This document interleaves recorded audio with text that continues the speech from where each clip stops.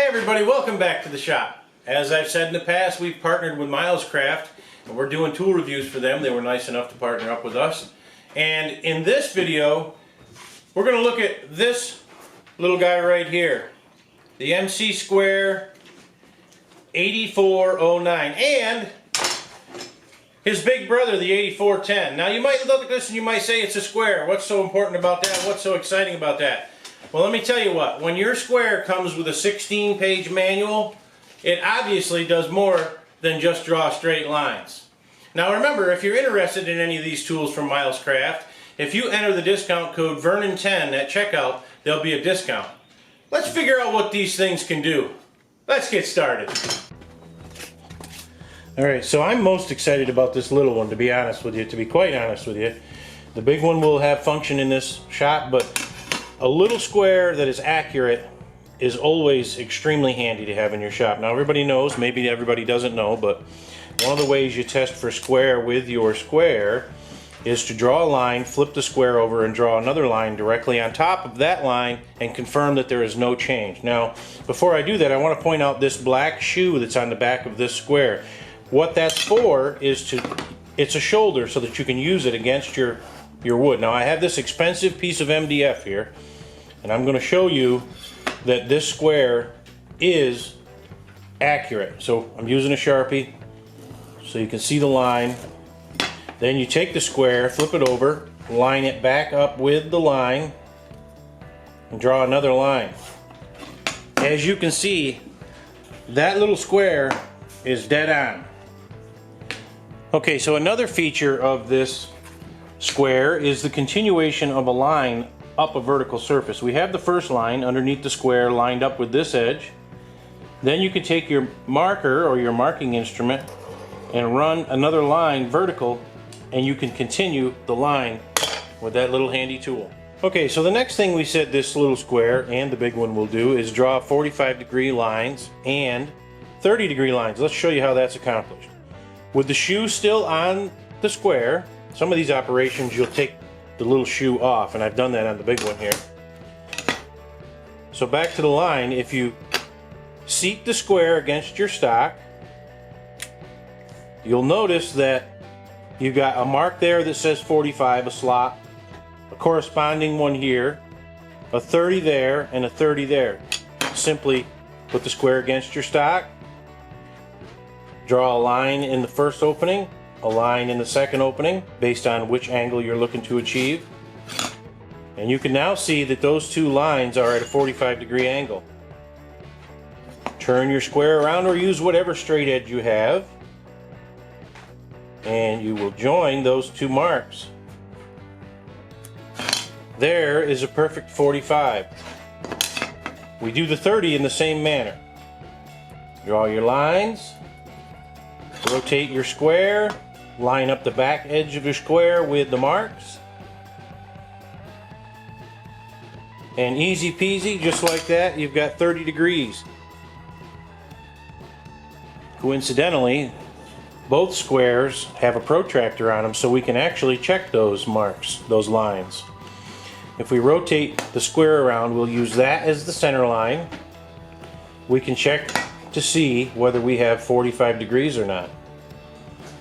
Center line in that little hole, and if we read right there, tip this up, hopefully you can see it, we absolutely have a 45-degree angle. Let's slide down to the 30 and see what we have. 60 divided by 2 is definitely 30. Okay, obviously you've seen these lines here and then the holes that correspond with the lines. It's another feature that we can use. If we want to draw a 1-inch line down this piece of wood and we don't want to use a ruler, you simply take your marking instrument again, locate the 1-inch mark, put your marking instrument inside that hole and slide along. Perfect, 1 inch. How about 1.5 inches? Perfect, 1.5 inches. How about 3/4? 3/4 it is. How about 1 1/4? Oop, I drew on the paper. Just like that, straight lines. Next would be drawing circles. So you can see we still have the shoe on the little one. We're going to set that one aside. I've removed the shoe from the big one. Now to draw a circle, pretty simple. Find a center point of whatever circle you're looking to draw. Put the square over it, and I happen to use a finishing nail to make this easy while I'm filming this. Drive that in. Choose what size circle you're looking to make. Take your writing instrument, put it back in one of these holes, and go around in a circle. As you can see, if I can get my nail back out, pretty good circle right there. Let's do that again just for fun. Let's make a little bigger one. I hit the nail on that one.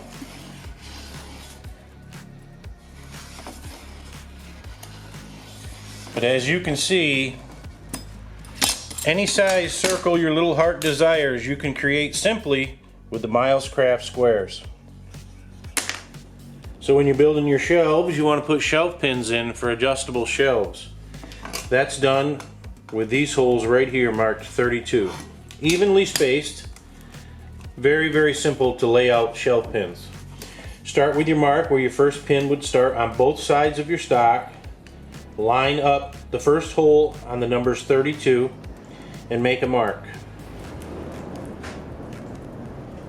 Pretty straightforward. Slide the piece up till your last hole.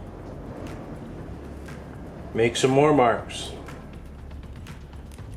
And continue up the board that way until you have laid out all of your shelf pins. You can do it on the other side and they'll match by using the same mark we started with and drawing your holes.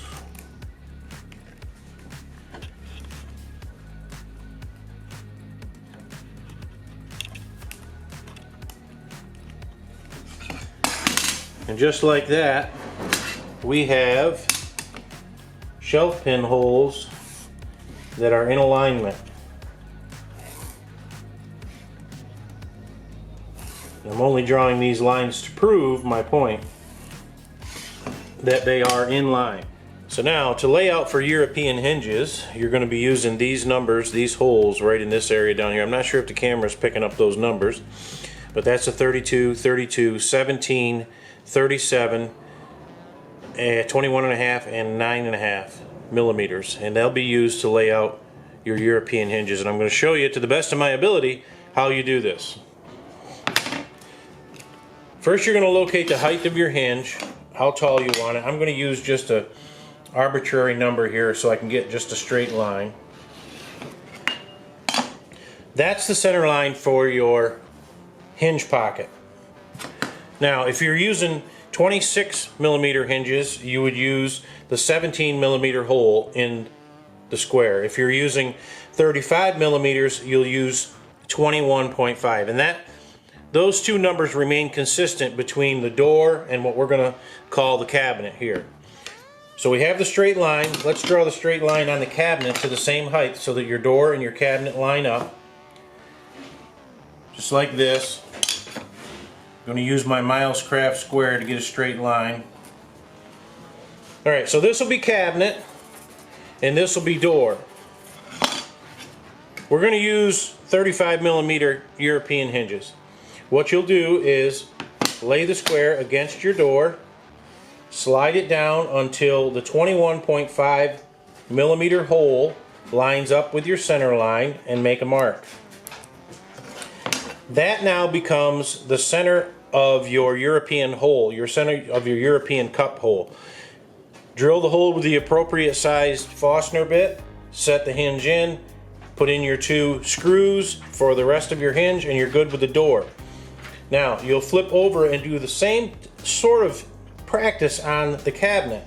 Because you have the same center line, you'll use the same number, 21.5. You'll line that hole up with your center line.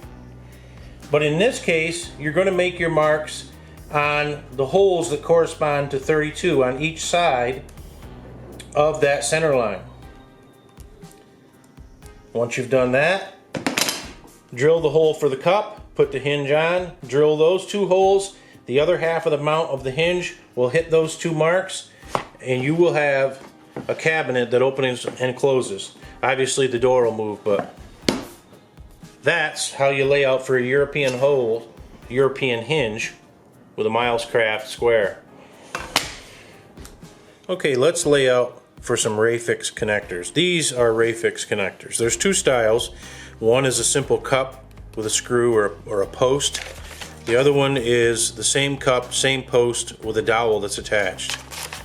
Let me show you how you lay out for those. Basically, you'll find your line where you're going to put your cup in your post as it corresponds to your vertical. You'll use this hole right here that says 9.5. You'll make a mark on your line,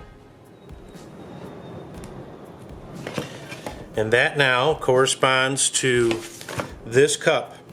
You'll drill the appropriate size hole, put the cup in, the post will be in your vertical. You slide the 2 together. There's a Phillips head screw inside this cup that you'll turn, and it locks everything together. Now, if you're going to use the other type, this type, you're going to need one more mark. And that is accomplished by this center line again, and it is 32 millimeters further inward on your stock. Now, obviously this does not do millimeters. If you have a tape measure that does millimeters, you can lay it out simply that way. If you have the versions of the Milescraft square that are in a metric system, you're in luck. You can go the 9.5 plus 32 and draw your line. But I find on this square, if you use this edge here, you're off by 1 millimeter, and it will probably work fine for you. Again, I don't use this system, but I have confidence in the Milescraft tools that this will work. So I would simply put my marking instrument against the edge of the square and draw a line, and that now becomes the center line for that dowel. Alright everybody, so there you have it. The Milescraft squares, 8409 and 8410. These are outstanding squares. They have a tremendous amount of flexibility and usability.